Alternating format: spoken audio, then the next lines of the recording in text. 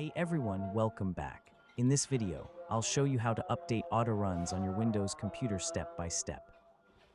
Keeping Autoruns updated gives you the latest features, bug fixes, security improvements, and better compatibility with newer versions of Windows. So let's get started.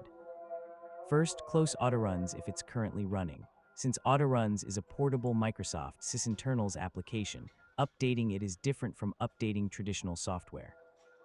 Yeah, you'll simply replace the old program files with the latest version.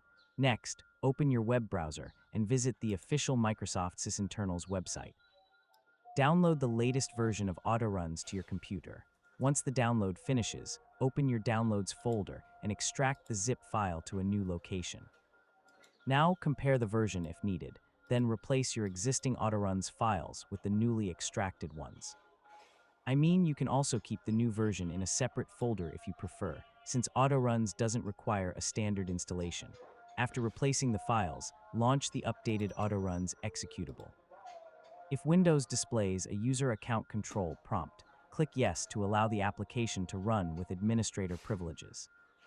You can verify the update by opening the Help or About section, if available, or by checking the version information included with the downloaded package.